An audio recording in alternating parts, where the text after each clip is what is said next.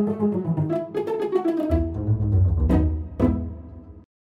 everybody, Joel Kennedy with Kennedy Violin. So today is another play along video, and we are covering Minuet 1 from Suzuki Book 1 today. So remember, every week I do a play along video, and the dartboard of destiny back there, it determines, not me, the universe itself determines what piece we're going to be doing for next week. So at the end of this video, we'll be throwing a dart. Okay, so let's do a playthrough of Minuet 1.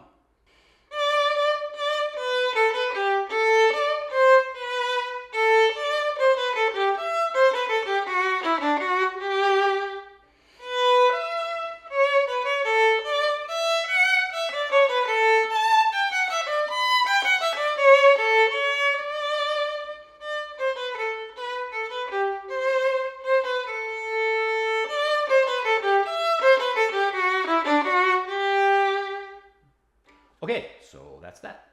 Okay, so now I'm gonna play a little slower with the metronome. And remember, I'm not playing the repeats. I'm not playing, there's like one repeat. So I'm not playing the repeats for time. So I'm going to play it slower with the metronome so everybody can see how you play it with the beats. Now we're in 3/4, right? So that means 3 beats a measure, quarter note gets the beat, right? So every time the metronome goes by, quarter, quarter, quarter, quarter, quarter, quarter, eighth, quarter, right? Okay, we're gonna put the metronome at 90, and let's do it.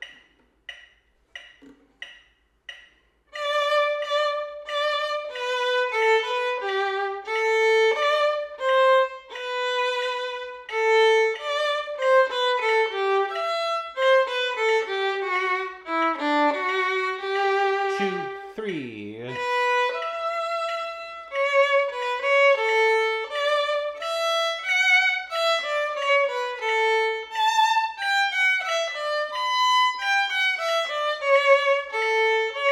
One, two, three.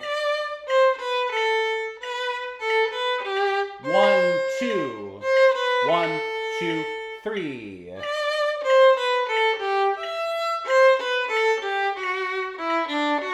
One, two, three. Okay, and that's that. Okay, so we are in the key of G major. It means we got 1 sharp, F sharp. So that means our finger pattern. All right, I'll just talk about the second fingers because they're really the only ones that are really affected. We're gonna have high second finger on the G and the D, low second finger on the A and the E, right? That's our C natural and G natural, right? We don't actually have any notes on this one on the G string, but anyways, just so you know. G major, high 2, lower 2 strings, low 2, higher 2 strings. Okay, so Suzuki's always trying to teach us something in every piece, right? So what are they trying to teach us in this one? Well, we get 3/4, which we're not used to. Usually we get 4/4, okay. And we also have dotted half notes, right? So those are worth 3 beats, right? Half notes usually worth 2 beats. You stick a dot on it, now it's worth 3 beats. They're teaching us to pick up our bow, right? So we're gonna have to pick up our bow. The last measure of the second line ends on a down bow. But we gotta pick it up for the down bow at the beginning of the third line, right? So we're gonna have to time that pickup or circle bow really well. We'll talk about that a little bit. Okay, another thing they're gonna teach us is articulation of staccato. Actually, staccato, which means we have to stop the bow. So in the beginning, we have 2 third fingers that are connected by a slur, but they have dots, right? So that means that we have to stop the bow. So stop, stop. If I didn't have the dots, it'd be, or, all right? If I had lines, then it would be, but I have dots. Stop. Stop. Right? So make sure on those figures you always stop your bow and you'll be fine. Okay, so let's talk about the circle bow here a little bit. So in the end of the second measure, second line, last measure, we have that dotted third finger, that G natural, 1, 2. So my suggestion is usually pick up your bow on the last beat. so you can have it down on the next beat. So we have 1, 2, 3, right? So on the third beat, pick up your bow. 1, 2, 3. Okay, so as a general rule, when you do have pickups or retakes or circle bows, whatever you want to call them, in Suzuki, you generally want to pick up your bow on the last beat. Okay, so let's talk about the second finger really quickly. Now, generally in G major, we have a low second finger on the A string, right? But we have accidentals. So Suzuki's trying to introduce us to the concept of accidentals. So third line, second measure, we have our first accidental. It's a C sharp, right? Now, usually that C is going to be a low second finger because of G major, but they threw an accidental at us. So remember the rules of accidentals. The rule is when they give you an accidental in some part of the measure, that means if that note happens again for the rest of that measure, it has to be accidental, right? It has to be changed unless they tell you not to by putting a natural sign.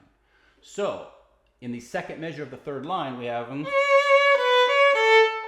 so they mark that C sharp. Here's another C. We know we have to play it sharp. Why? Because it's in the same measure as that accidental. Now, if they put a natural sign on it, then it would be low too, but they don't. So here we go again. So remember, I know I'm a bit of a broken record if you watch my videos, but the second finger can only be in two different places. It's either touching the 1, that's your low, or it's touching the 3, and that's your high second finger. If you got it in the middle somewhere, it's out of tune, I can guarantee you. So make sure that you are paying attention to a half step versus a whole step. Half step versus a whole step, right? That's really, really important. So there are a lot of instances in this. So for example, the last measure of the third line, we have, so that's a good opportunity for us to touch that 3, touch it, right? Make sure you touch that 3, then it'll probably be in tune. Hopefully your third was pretty in tune. Okay, now going on, the first line of the fourth line, first measure of the fourth line, we have low 2s on the E. So make sure that touches right where your first finger is about ready to go down, right? Da, dee, da, dee, da, dee, da, dee, da, dee, da, right? Now, I harp on second fingers a lot. Why? Because I've taught a lot of beginning students in Suzuki series.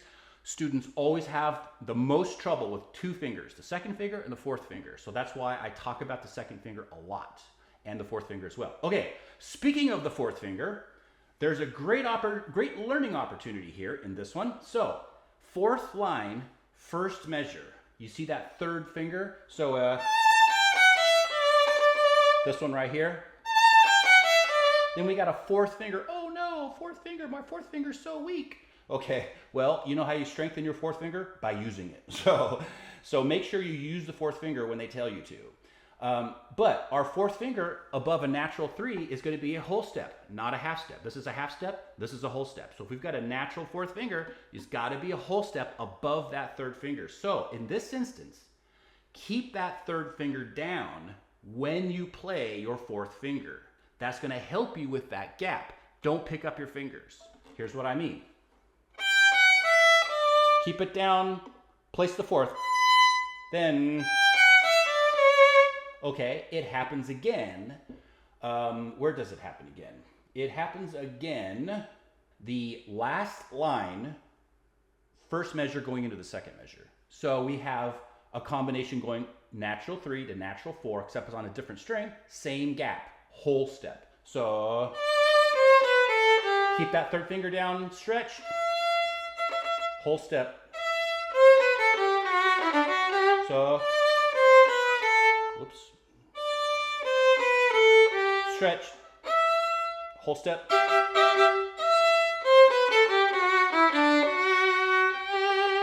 Right? So just remember when you're practicing this, fourth line, first measure, and you go to that fourth finger, keep that third finger down.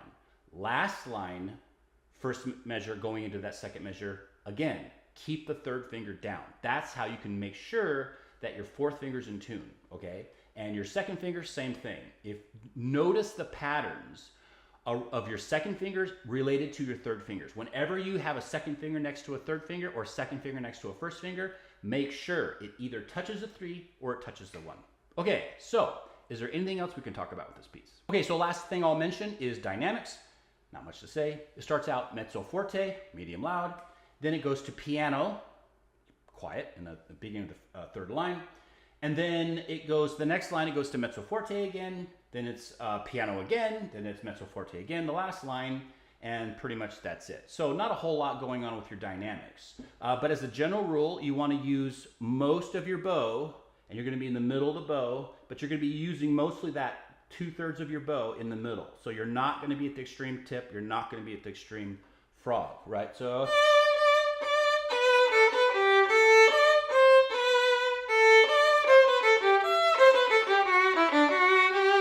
where you take 2,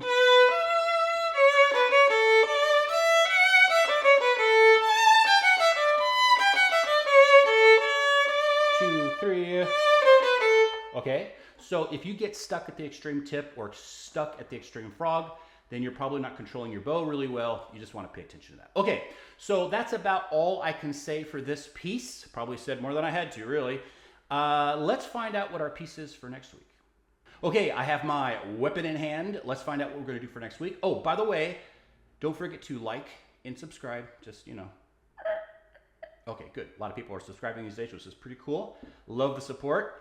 And also, people always ask me what violin I'm playing. So this is a new violin today. I haven't played on this violin in any of my videos before yet. This is a Yale Heritage Series violin. So what they specialize in with the Heritage Series is making violins that actually copy famous violins. So this one actually is a copy of the famous Dolphin Stradivarius. So when they copy it, they try to find wood that's very, very similar. They match the color, the type of varnish. Of course, it's a Stradivarius as opposed to a Ganario, whatever. Anyhow, fabulous instrument. I really like this one. I'm probably going to be playing on this one a lot. I really like it. I got some Dymo strings, which also helps because it got big sound.